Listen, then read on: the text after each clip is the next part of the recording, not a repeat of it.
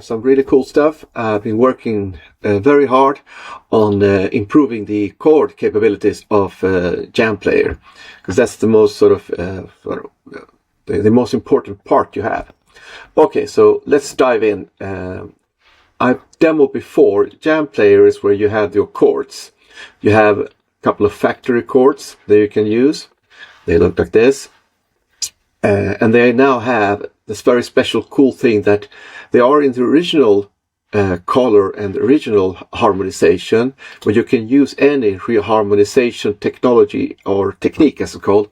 So for instance, if I want to make this gospel, bang, it changes the whole thing. But that's not what I'm going to talk today. Today I'm going to talk about something completely different. In Jam Session, I will create the most boring 4-bar chord ever. So let's do a Z. Let's do a F. Let's do a, you're gonna guess it, G. And then go back to the C.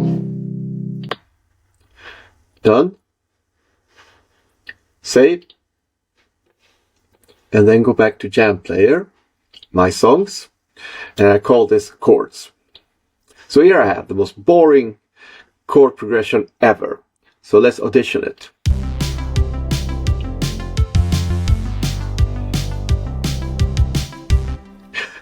Okay, so how can I change all of this stuff? Well, I've added this new little pencil. This little pencil gives you the opportunity to be able to work with a particular section. So when I click on it, it immediately highlights the whole section. And let's say I want to work with this chord over here, the F. So when I click on it, the sort of focus is set on that. Now, one thing I can do, I can of course delete it or change it. So let's say I want to change this F to something. For that, I built something I call the circle of fifths and something called preview. So let's use that. So it opens up a chord picker based on the circle of fifths. It understands that it is an F.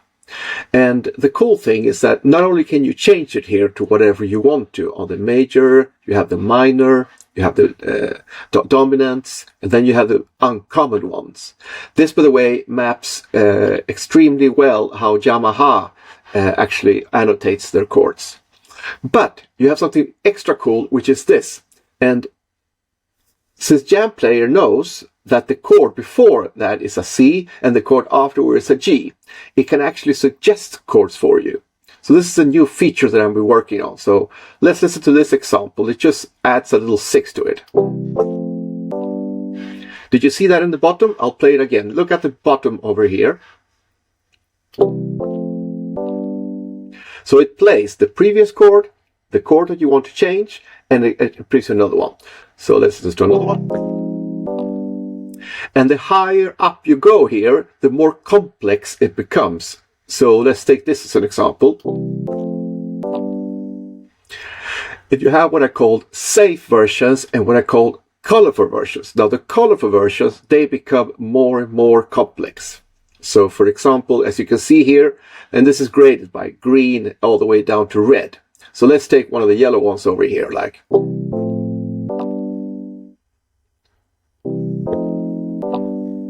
Let's do an extreme one.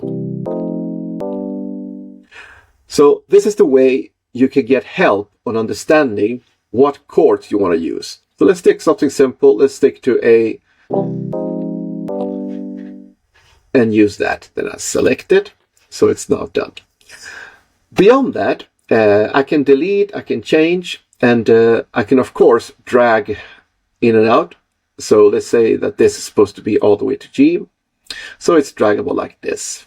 How do you add chords? Well, you click on this beautiful button called Add, and it can add up to an 8th note of polyphony or duration. So this is the first beat, second beat, etc., all the way up to 8. So in this case, I'll do a chord here. I'll do something simple. I'll do an F. And what do I get as suggestions to this chord then? These are safe.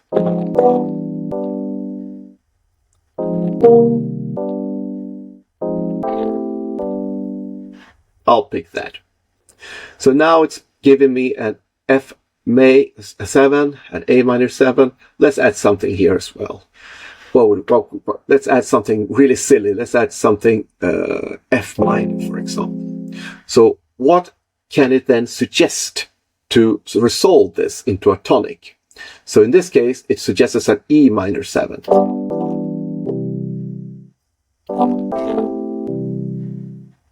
And if you want to go more colorful, or let's try that. So we have the G, the C major, and then it lands on the C again, because that's supposed to be the tonic. Let's add, just for fun, a last chord here. Let's pick something silly, an A. And he doesn't like that, so we'll do something else with that. So the suggestions are here. G7. It's quite rough. Let's use that. So this is one way of working with the chord progressions and doing it chord by chord. But on top of that, and here is where it becomes really cool. Oh, by the way, let's have a quick lesson on this.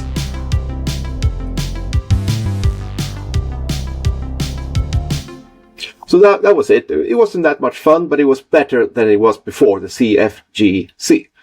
So on top of this, I can work on the whole section. So if I click on my harmonize, it opens up a harmonization. It knows that it's a 4-bar in the key of C, and it's got a 4/4. And now I can use all of these beautiful, cool styles. So let's start with pop. And let's start with the first and here you have the techniques. The first technique is just to add rich chords. Adding rich chords, look at the, when I click on it.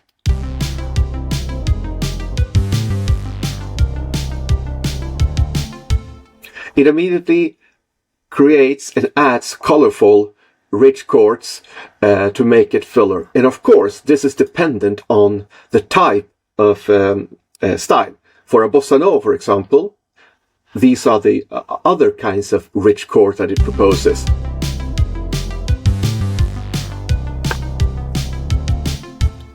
So just on the rich chords, you have loads of really interesting versions, and they are all different. There's not just one go at it.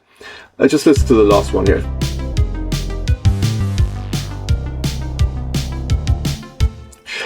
Great, so let's go back to the pop. And let's continue. So beyond the rich chords, you have other techniques, and these are classical techniques that you can use in musical theory. The first one is called approaches, and it adds a short setup chord, so you can hear that. Then we have something called substitution. A substitution, it replaces the chord. There we go. And it's often used in jazz, so maybe not for pop, but you get the picture. Then you have something called modal interchange, which is a very complex way when you borrow a chord from another parallel. And then you have something called bass motions. And bass motion, which is best for pop, by the way, is when you try to keep the tonality and move smoothly. If you like this, just click on keep, and it's now been updated.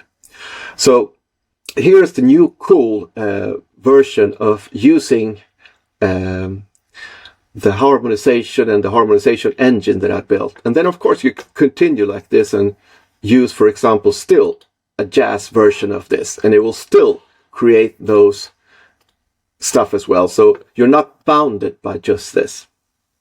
I hope you enjoyed the video, and I'll talk to you soon. Bye.